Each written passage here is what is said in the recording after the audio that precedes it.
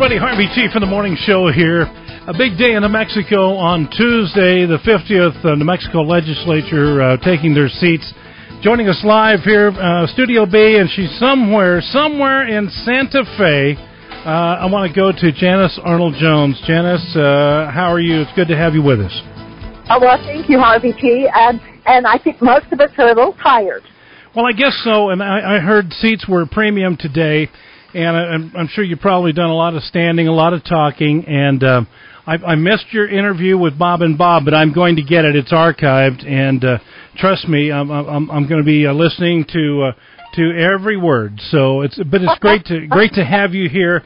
It is the starting day of the 50th legislature, but also it's kind of a sad day for New Mexicans today, because today was your last day as a New Mexico state legislator, wasn't it?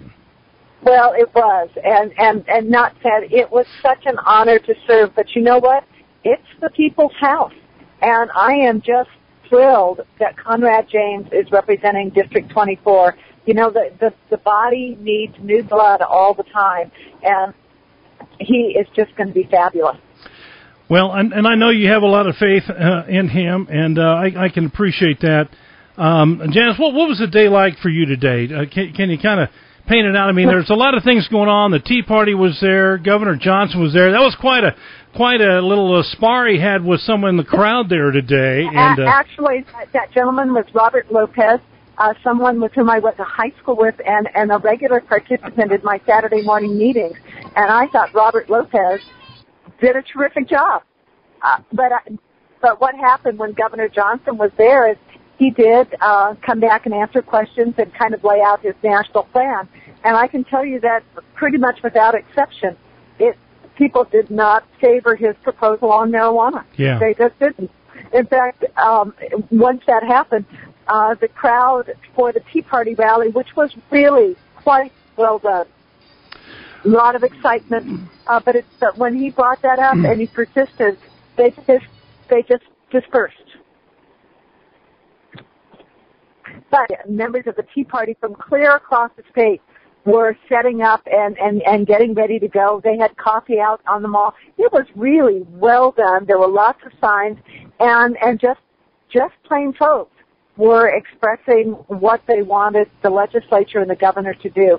And I think it was well done. And it was really neat to have Governor Johnson there. But I will tell you that this medical marijuana piece was just not well received. And it was cold, but not as bad as it could have been, and certainly not as cold as inaugural day. I mean, we all could actually walk after being out there, so it wasn't so bad. And then you had to kind of wait around until noon. Now, I do have one complaint, and that is there were too many saved seats. And Harvey T., I hope you can still hear me. I can. There were too many saved seats? Absolutely. And so chalk this one up to the Republican administration. This is the people's house. And so when people were all trying to crowd in there, it has always been historically first come, first seated. Mm-hmm. And so there were all these saved seats, even under Bill Richardson.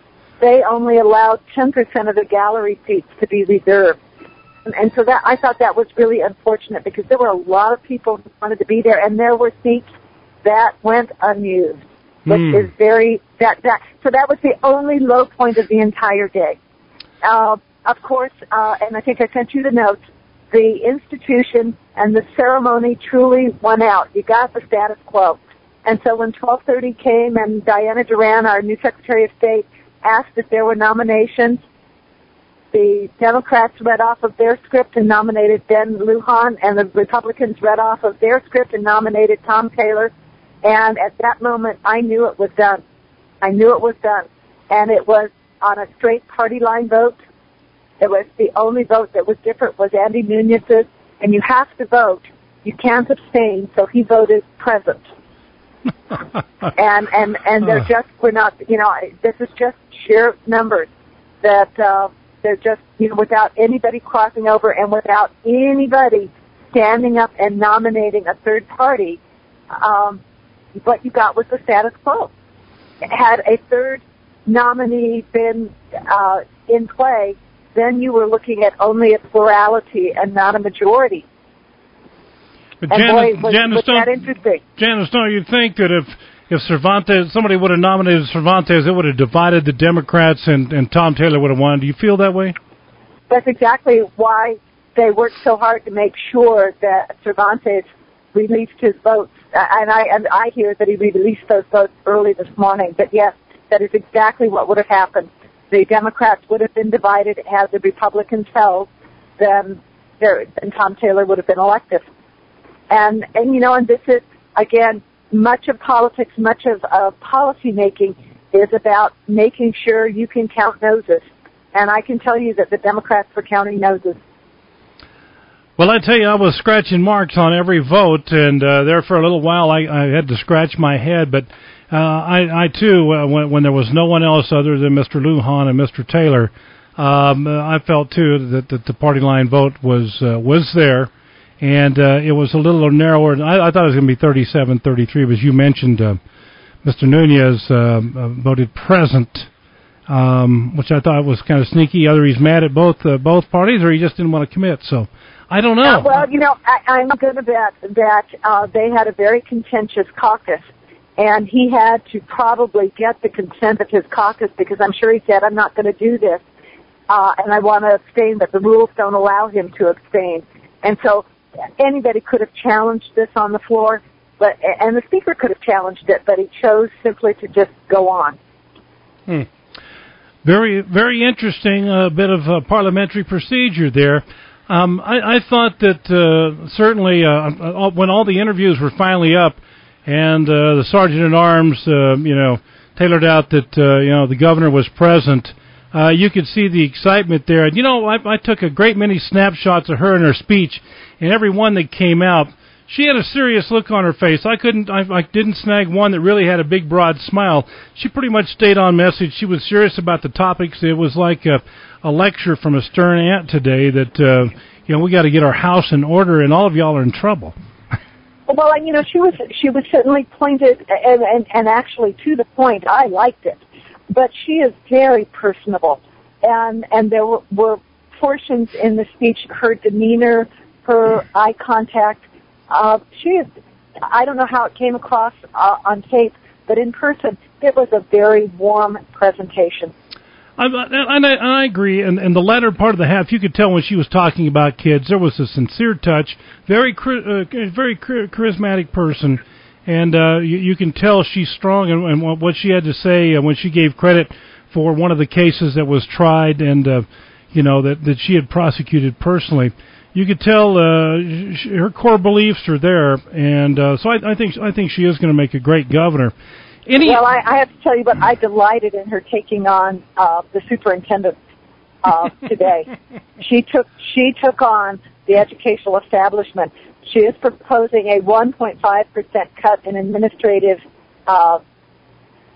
dollars to education, and I know that they're pushing back. And she called a spade a spade. I loved it. Very interesting day. I can't imagine. I've seen pictures of what it looked like on the Capitol steps. The west side was a little crisp and cool. What did it feel like out there? Of course, you gave the intro to Governor Gary Johnson this morning. How did it feel facing all those folks from around the state? They were pretty excited about being there, weren't they? They were excited and listening and wanting to participate, and I think they felt pretty confident that they were being heard, and I hope they keep it up, because they did a great job, and the message was clear. It was not in your face, but sincere that they're going to pay attention, and there's nothing better for our state and our country than for its citizens to pay attention to its government. So, Janice, let's turn the page now. Gee, it's a day behind you. You've done a great service to the people of the state of New Mexico. What's tomorrow going to be like? The one thing I tell you, I had to leave the body because the people are what make this. But what most people don't realize is once Susanna left the floor, the House was still in session, and they continued to meet probably until 3:15. I got to go to lunch for the first time in 8 years, and it was okay. The first time in 8 years. So tomorrow you're going to have lunch, and I got to have lunch, and they were on the floor because in order to get the legislature moving, they had to introduce the FD bill, and they had to introduce the budget. Also, committee assignments were handed out, although I'm not sure that was finished. And by tomorrow, they will come back, and the committees will be forming, and the House of Representatives will get to work. The Senate, I understand that Senate rules has already met. So in terms of the pre-filing of legislation has enabled our legislature to start working much sooner in a 60-day session than even when I was elected. Janice, if the governor comes to you and needs your help, what and has a position for you, what do you think you will say? Oh my goodness! Whether there is a position or not, if the governor needs my assistance, I am there. And she is the governor, and all she has to tell me is how high do I jump. I am there to support her and would do just about anything if I know that I am able to get the job done. Well, that's great to hear, and I hope something great comes along. I know you have a real job, and I know that you're gonna somewhere there'll be the pressure off on that, but I can't imagine with your experience that someone is not going to tap your knowledge, your experience, expertise, and wit and know-how on the future of New Mexico. And I know there's a great many things cooking with you, but you know, and with you too, and with your help, we will achieve the dream of making sure that there is a statewide news outlet that is consistently serving the citizens of New Mexico. It's time, don't you think, Harvey? Yes, I do, and I'll tell you what, had we had that network in place today, Janice, I wouldn't have grown some extra gray hairs, and it would have been very easy for us to conduct the state's business on the airways today, and with that said, I'm grateful to everyone who helped today.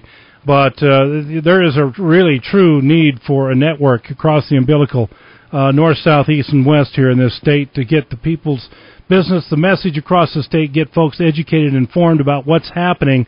And we're not that big that it cannot be done if we put our mind to it.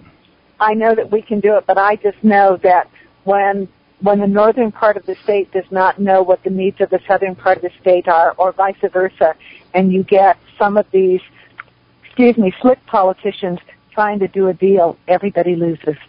We have to know what's important to everybody. I know that you're right. Janice, I know you got a great driver there, but he's also a great videographer, webcaster, and Charlie Christman was instrumental in helping us keep our audio, because we lost several links this morning, and if it wasn't Charlie, I wouldn't be able to carry the rest of the broadcast, so I'm very grateful to him. I'm glad he's driving you right now. That is another good thing. And be sure you tell your hubby, give him our best. And Janice, I can't thank you enough for your service, for your friendship, and all the times you put up with us, calling and getting us educated. I know sometimes it's a long road to hoe, and we wouldn't be nearly as far along the road if it had not have been for Janice Arnold-Jones, State Representative Janice Arnold-Jones. Harvey T., you are too kind. It has been a privilege, and the way I look at it, we have more work to do. Let's go. Let's go. Let her roll. Let her roll. All right. And with that, Janice Arnold-Jones live from Santa Fe this evening. Thank you so much. I appreciate you. And be careful getting home, and talk to you in a day or so. All righty, Harvey T. God bless. God bless. All right. Bye-bye. Bye-bye now. Janice Arnold-Jones, State Representative Janice Arnold-Jones. It'll be hard for me to say former Representative, State Representative Janice Arnold-Jones. I'll be messing that up for a while. I'm Harvey T., Studio B. Thank you. God bless. Make it a great day.